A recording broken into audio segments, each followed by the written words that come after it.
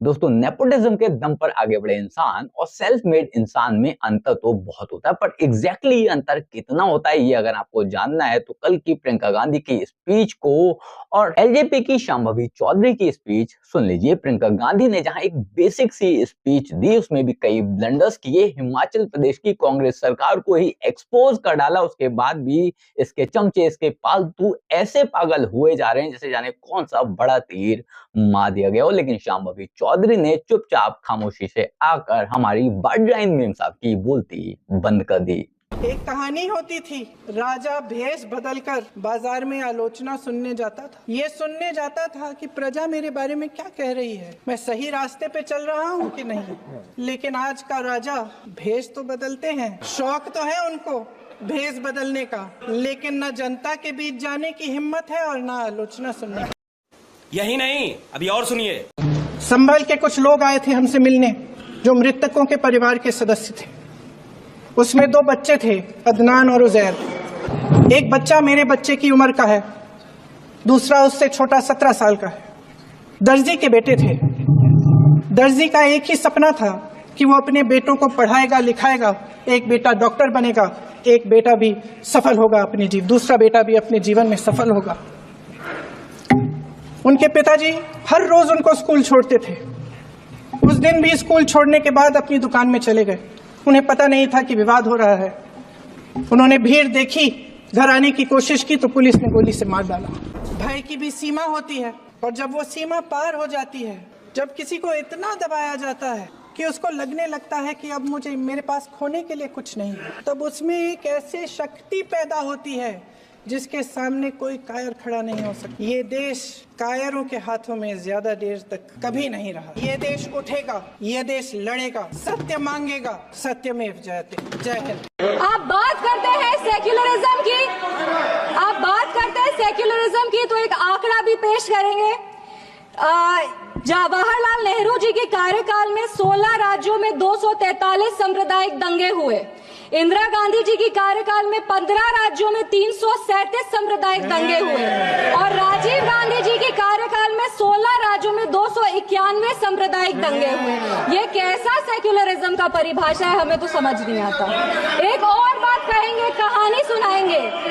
1984 में जब सिख रायट हो रहा था, 1984 में जब सिख रायट हो रहा था, तो एक सिख समुदाय के व्यक्ति एक दलित नेता के घर में रक्षा पाने के लिए गए थे, एक पनाह मांगने गए थे। उस दलित नेता के घर को जला दिया गया था। वो दलित नेता कोई और नहीं, हमारे पार्टी के संस्थापक श्रद्धेय रामविलास पासवान जी थे, जिनके घर को 1984 में जला दिया गया था। प्रियंका गांधी ने अपनी स्पीच में यूपी के संभल के दर्जी की तो बात की, क्योंकि वो एक मुसलमान था, क्योंकि वो इसका एक वोटर था। लेकिन राजस्थान के दर्जी यानी कि कन्हैया लाल की बात करने पर इसके मुंह में दही जम गया और इन्होंने उस बारे में एक बात भी नहीं बोली, एक मुद्दा भी नहीं उठाया। प्रियंका गांधी के फर्जी सेकुलरिज्म को एक्सपोज करने के बाद शांभवी चौधरी ने इन्हें सोरोस के मुद्दे पर भी जमकर घेरा। इस सदन में जब हम शपथ लिए थे, संविधान की शपथ लिए थे और सत्य निष्ठा से प्रतिज्ञान किए थे कि भारत की प्रभुता और अखंडता को अक्षुण्ण रखेंगे और कर्तव्यों का श्रद्धा पूर्वक निर्वहन करेंगे, पर हमारे विपक्ष के लोग हैं जो विदेशी तंत्रों से हाथ मिला करके बार बार भारत की प्रभुता और अखंडता पर चोट करते हैं।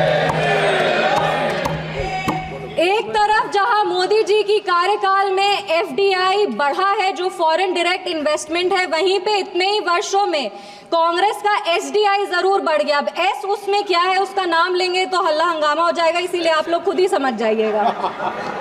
ये वही बात हो गया, हिंदी का एक मुहावरा है, मुंह में राम बगल में छुरी, पर ये भी विपक्ष पे सही नहीं बैठता है, क्योंकि विपक्ष तो प्रभु श्री राम का नाम ही नहीं ले सकते, पर छुरी लेकर के बार बार संविधान की हत्या जरूर करने का कोशिश करते हैं। इसीलिए हम लोग कहते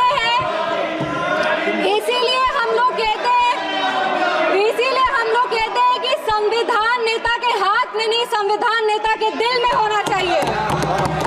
एक उदाहरण देते हैं, 2008 में इसी सदन में ट्रस्ट वोट के लिए कैश फॉर वोट स्कैम किया गया था और लोकतंत्र का गला घोटने का कोशिश किया गया था।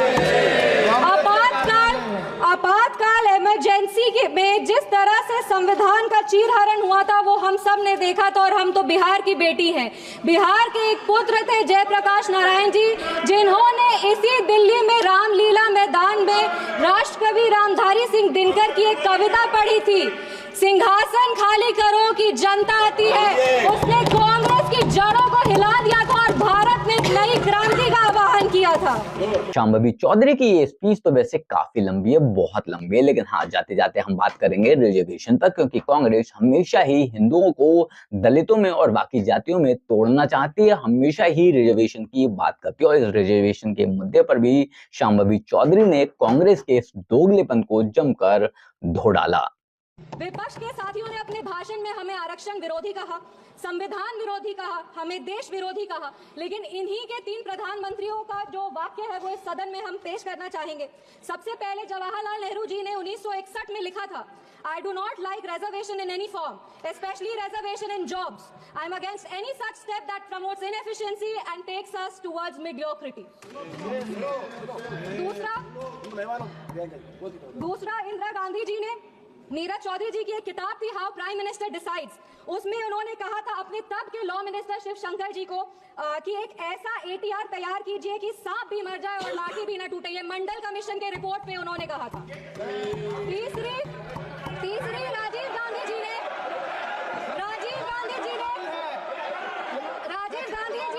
एक इंटरव्यू में आलोक मेहता को कहा था मार्च 1985 में, no promotion of. Rajiv Gandhi ji ने एक इंटरव्यू में जर्नलिस्ट आलोक मेहता को कहा था मार्च 1985 में कि no promotion of idiots in the name of reservation, and that promoting idiots in the name of reservation would harm the entire country. ये इनके 3 प्रधानमंत्री थे और देश 37 साल इनके प्रतिनिधित्व में था और इन्हें लगता था कि आरक्षण से इस देश में सेकंड ग्रेड सिटीजन आते हैं।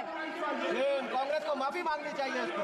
प्रियंका गांधी ने कहानी सुनाई तो शांभवी चौधरी ने कहानी का उदाहरण देकर इनकी बोलती बंद की। प्रियंका गांधी ने रिजर्वेशन पर बात की तो शांभवी चौधरी ने रिजर्वेशन के मुद्दे पर इन्हें धोया। प्रियंका गांधी ने सेकुलरिज्म का मुद्दा उठाया, सेकुलरिज्म पर बात की तो शांभवी चौधरी ने उस मुद्दे पर भी इन्हें जमकर धो डाला। मतलब ऐसा एक भी पॉइंट नहीं था, एक भी मौका नहीं था जिस पर शांभवी चौधरी ने इन्हें बख्शा हो। पर अफसोस प्रियंका गांधी की आज की डेट में उनके पालतू, उनके चमचे, उनके कार्यकर्ता जमकर बवाल मचा रहे हैं, जमकर उसे वायरल करा रहे हैं, लेकिन शांभवी चौधरी पर कोई भी बात नहीं करा। जबकि मेरे हिसाब से बात शांभवी चौधरी की होनी चाहिए, ना कि प्रियंका गांधी की, जिसने अपनी ही सरकार को घेर डाला, जिसने अपनी ही सरकार की बोलती बंद की, जिसको परंपरा शब्द भी एक बार में नहीं बोल मिल रहा था। तो सब मेरी हिंदी की तारीफ अभी भी करते हैं। झूठ बोल रहा है। हजारों साल पुरानी हमारी देश की धर्म की एक पुरानी परंपरा रही है, एक पुरानी परंपरा रही है। Once more! सत्ता पक्ष के मेरे साथियों ने ये सुरक्षा कवच। वाह दीदी, वाह दीदी। तो सब मेरी हिंदी की तारीफ अभी भी करते हैं। दीदी। प्रियंका गांधी और शांभवी चौधरी की इन दोनों स्पीचेस में आपको कौन सी स्पीच ज्यादा अच्छी लगी, कौन सी स्पीच ज्यादा मजेदार और कड़क लगी, कमेंट कर जरूर बताएं। बाकी जल्द मिलते हैं किसी नए वीडियो में नए टॉपिक के साथ। तब तक गुड बाय, नमस्कार, जय हिंद।